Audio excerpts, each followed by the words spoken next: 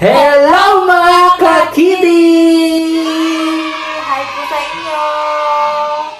Magandang hapon po. Merienda time tayo. Meron kaming unboxing Pomelo. pomelo, honeydew. Ayan po. Ang ganda-ganda niya. Galing yata ito ng Taiwan, China. Basta honeydew. Titikman po natin. Oh. First time lang po. Maganda po yung niya. Yung lagayan niya. Lagayan na. Sana maganda rin yung lasa. Masarap. So, Sana matikman natin. Ito, matikman nga natin. buksan mo na. Buksan natin guys. Mga ka-kitty. Yung box niya.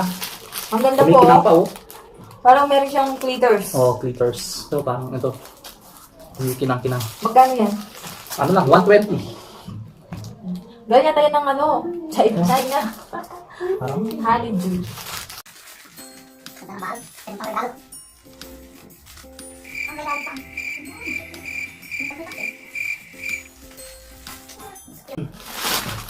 Laki guys. Oh, lahat. Laki. Pakita mo yan. Ayan po siya. Ewan ko kung ano yung... Ganda ng kulay. Ayan, may nakasulat po dito. Hindi tayo marunong magbasa ng Chinese eh. So yun guys, bubuksan ko na. Para makakesting natin kung masarap to. A few moments later. Bubuksan na natin. Ayun mo. Bango. Balat pa lang oh. Ganyan po ang tamang pagbalat ng pomelo. Kailangan di siya masugatan. Ay, sugatan. Sabi mo, huwag masugatan. Hindi naman, dapisan mo naman. Pero totoo po ba yun yung... Sabi pag binalatan yung suha, dapat wag masugatan. Ah, hindi pumayot. Parang hindi naman. Hindi man totoo yan, no? Parang lakpakwan. So yun. 5 minutes later.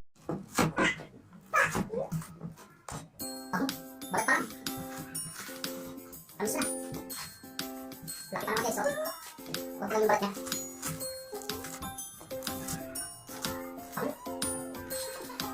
Nagigigil ka na sa suha. Okay lang, huwag mong lagi lang tutas na lang paminsan-minsan. Bako. Saan siya? Hindi siya mga... First time makakabit man yun, oh. Usually kasi yung mga suha, sa Pampanga, nalatanin lang. Maasim, ito, hotel. May para Chinese style. Yung box niya kasi, yung lagayan. Nakakaano. 1 eternity later. Nagbabalik kami. So, yun na po. So yun guys. Nabalatan na nila yung pomelo. Honeydew pomelo. Malaki siya guys. So, kahit na po tayo. Mga ano Tignan po. po natin. Meron tayong salt, syempre. Ganda ng kulay oh. Kulay pink. Wow. Wow, ang Pink sarap na pink. ng kulay. Oh. Natatakam na ako. Kinakailang balat tayo. Ito po, oh.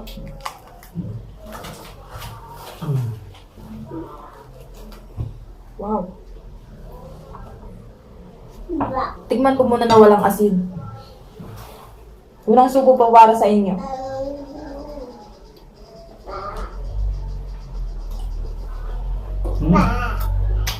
Tumis siya guys. Tamis niya. Tamis niya.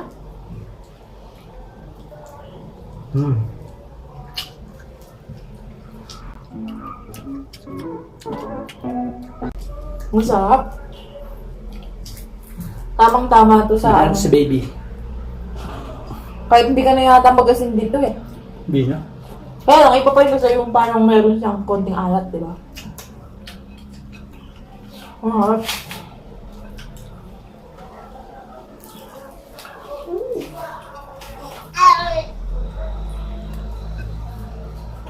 Sarap. Gusto mo asin?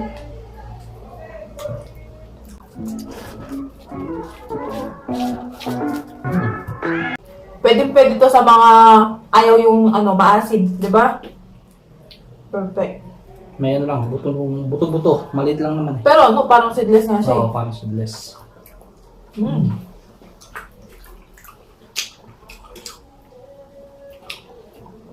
Bigla nag-crave sa suha. Siyempre, putos naman. Mm. Lagi na lang, puro karne.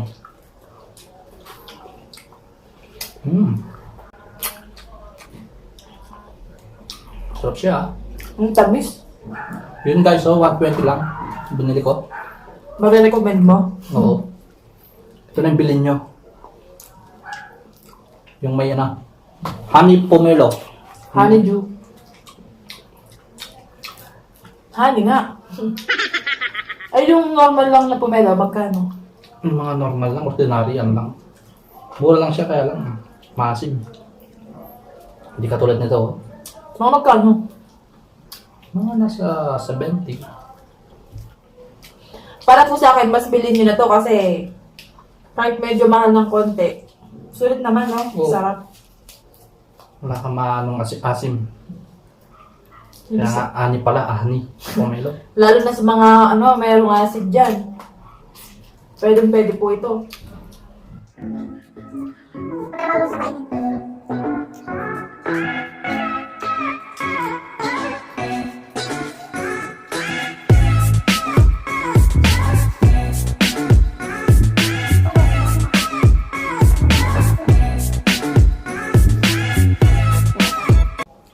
Okay din sa may asin.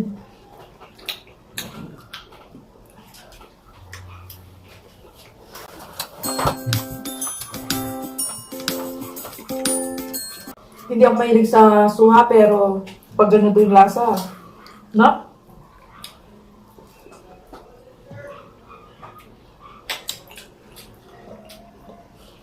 Pero paano ba yung tamang pagbalat nito pag ganito na?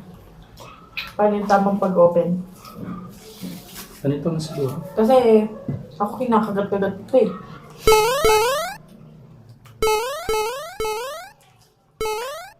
Tama ba? Kayo po, paano niyo po balatan yung pomelo? O, di ba? Mas madali. O, see? Ang ganda po ng texture niya. Pink na pink. Oo. Masarap sa mata. Dali pang sarap sa bibig.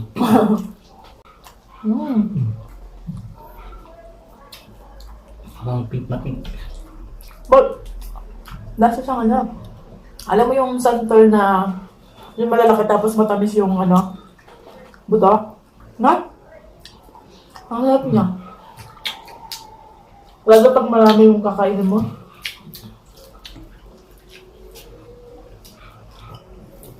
Hindi po.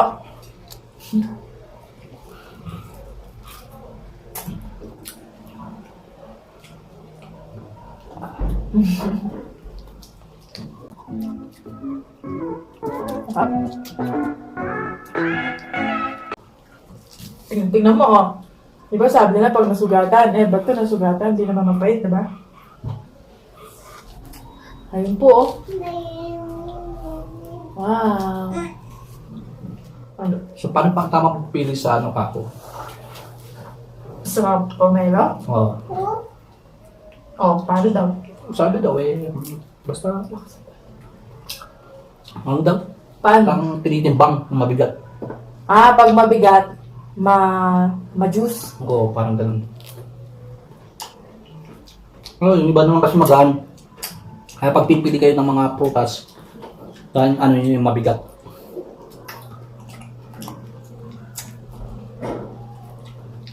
Like kapag mabigat naman, mabigat din yung timbang. Hindi naman Hindi naman per kilo, per pieces. Ay, sa bagay.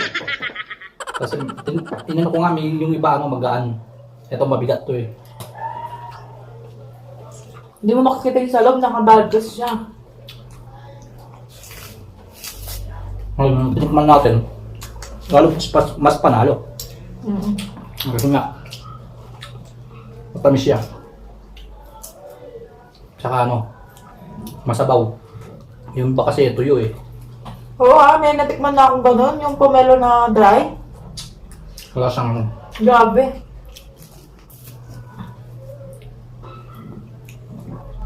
Sarap niya. nakatikim na rin ako ng suwang Davao. Kaya parang mas matamis. Galing ibang bansa. Pag siguro mga honeydew kasi Pag may honey, kahit kasi sa melon eh. oo, may honey melon. But pag honeydew, sinabi nilang honeydew. Matamis na. Oo, matamis. Kasi may honey eh. Pag may honey, tamis nga. Sarap.